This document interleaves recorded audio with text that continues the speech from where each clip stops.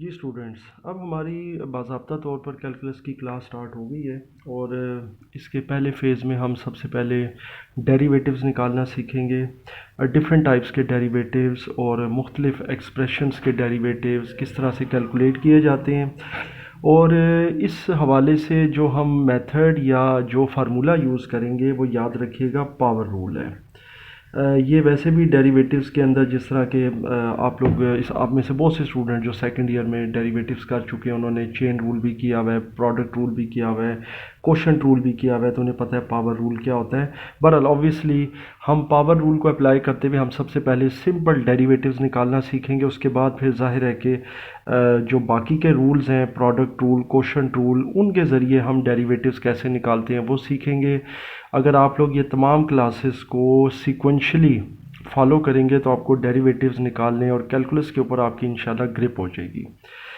सबसे पहले आपको सिंपल एक चीज़ बताता हूँ, क्योंकि अक्सर बच्चे जिस चीज़ में कंफ्यूज होते हैं, और ज़ाहिर है कि मेरा मकसद और मेरा तरीक़ाकार यही होता है कि मैं हर चीज़ को बेस से लेके चलता हूँ। अक्सर बच्चे इसमें कंफ्यूज होते हैं कि जी डी ओवर डी एक्स या D Y over D X, मतलब इसको इंटरचेंजेबली यूज़ कर रहे होते हैं, और ये थोड़ा सा उनके लिए एक मतलब डिफ़िकल्ट हो जाता है इसके अंदर डिसाइड करना कि भाई इसमें क्या होना चाहिए।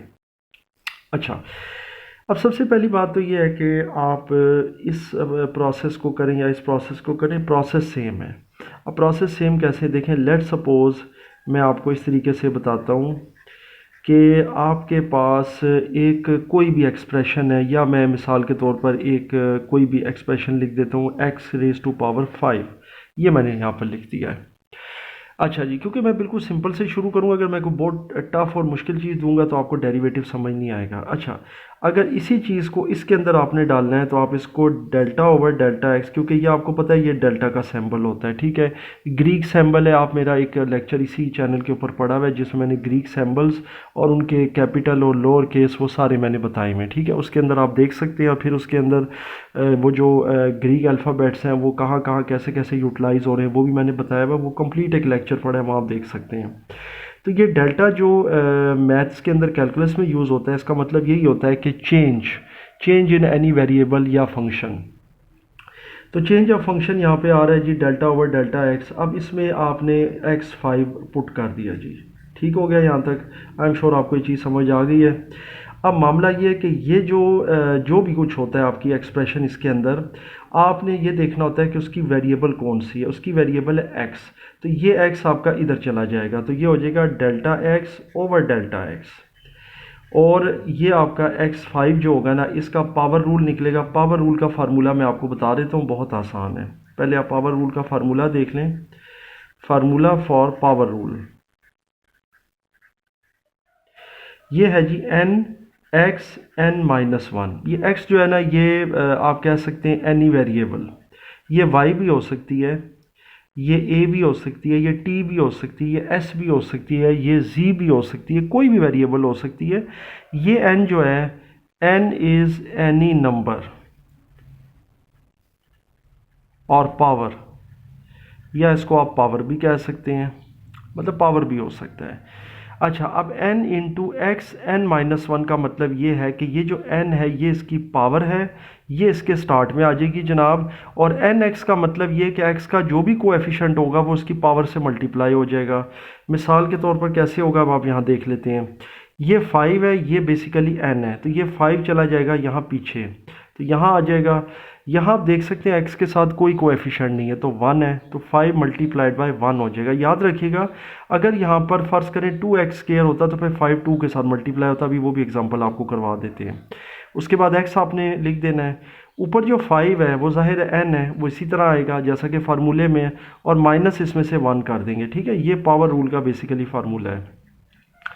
dx और dx अगर डिवाइड हो रहे हो तो ये ख़त्म हो जाता है, इसकी जगह पर सिंपल 1 रह जाता है। 5 टाइम्स 1 अगर करें तो ये 5 आता है, और x रेज टू पावर, अब आप देख सकते हैं 5 में से 1 गया तो 4, तो 5x रेज टू पावर 4 1 से मल्टीप्लाई करें तो यही जवाब आता है 5x रेज टू पावर 4। तो ये डेरिवेटिव हमने कैलकुलेट कर लिया x5 का, यानी डेरिवेटिव का भी आपको फार्मूला समझ आ गया पावर रूल से कैसे करना है। और बेसिकली मैंने आपको डेरिवेटिव डिफरेंट एक्सप्रेशंस के और इन फंक्शंस के करवाने हैं ताकि आपको डेरिवेटिव्स के ऊपर पूरी ग्रिप हो जाए, और हम तमाम एग्जांपल्स में तमाम जो भी हमारे सेशंस होंगे उनमें पावर रूल को लेके चलेंगे, क्योंकि power rule does not matter, power rule का इशू नहीं है। आपको सिंपल पहले डेरिवेटिव सिखाने हैं, उसके बाद फिर हम इंशाल्लाह ताला प्रोडक्ट और कोशेंट रूल की तरफ जाएंगे, क्योंकि जाहिर है जब आपको डेरिवेटिव्स निकालने आ जाएंगे तो फिर उसके बाद पावर रूल या प्रोडक्ट रूल या कोशेंट रूल या चेन रूल जिसके अंदर भी आपने अप्लाई करना होगा वो आप आसानी से कर सकते हैं। सो ये सिंपल सी एक चीज़ है जिसको आपने अंडरस्टैंड करना है। मैं आपको एक एग्जांपल इसी सेशन में और दे देता हूँ छोटी सी, कि फ़र्ज़ करें आपके पास है 3x रेज़ टू पावर 4, फ़र्ज़ कर लेते हैं, इसका डेरिवेटिव निकालना है। तो इसका डेरिवेटिव है जी d/dx, और इसके अंदर पुट कर दें 3x रेज़ टू पावर 4। अब मैंने आपको ज़रा इसका भी डिफरेंस बताना है, पहले इसको समझ लेते हैं। जो मैंने आपको ये फार्मूला बताया n इंटू एक्स n-1, अब ये जो n है ये बेसिकली पावर है, पावर यहाँ पर क्या है 4 है, तो d/dx ये आपने टाइप किया है, लिखा है यहाँ पर, ये जो पावर है ये पीछे आकर 3 से मल्टीप्लाई हो जाएगा, उसके बाद x रेज़ टू पावर 4 है, इसमें से 1 माइनस हो जाएगा क्योंकि n में से एक निकल रहा है, तो डेल्टा, अब ये चूंकि x है इसकी बेस, ये जो वेरिएबल है तो ये इधर आ जाएगी, delta x over delta x, 4 3 times 12x, और ये रेज़ टू पावर 4 में से एक गया तो 3, ये चूंकि आपस में कट गए तो सिंपल 12x³ रह गया, क्योंकि ये कटेंगे तो सिंपल 1 ही आता है, तो 1 मल्टीप्लाई हो तो सेम आता है। तो ये कॉन्सेप्ट है जनाब जो अक्सर बच्चे कंफ्यूज हो जाते हैं डेल्टा ओवर डेल्टा एक्स के अंदर। अब delta y over delta x क्या ज़ाहिर है, ये मैं आपको अगले वीडियो में या लेक्चर में बताऊंगा। मेरी कोशिश है कि छोटे सेशंस हो ताकि आपको हर सेशन में कुछ चीज़ें क्लियर हों। हम बहुत ज़्यादा चीज़ों को अगर लेकर एक सेशन में चलेंगे तो आप फिर पिछली चीज़ें भूल जाएंगे, क्योंकि ये मैथ्स की मेरे ख्याल से बड़ी इंपॉर्टेंट ब्रांच है कैलकुलस, और डेरिवेटिव्स या इंटीग्रेशंस ये ज़ाहिर है कि बहुत इंपॉर्टेंट इसका पार्ट होता है, और आगे आने वाला जितना भी मैथ्स है आपका सेकंड ईयर थर्ड ईयर, तो उसके अंदर ये आपका बहुत इंपॉर्टेंट पार्ट प्ले करेंगे। अगर इसमें किसी किस्म का कोई क्वेश्चन हो तो आप साथ साथ पूछते जाएं। ये सेशन हमारा इंशाल्लाह ताला साथ साथ जो है वाइटल एजुकेटर्स पे अपलोड होता रहेगा।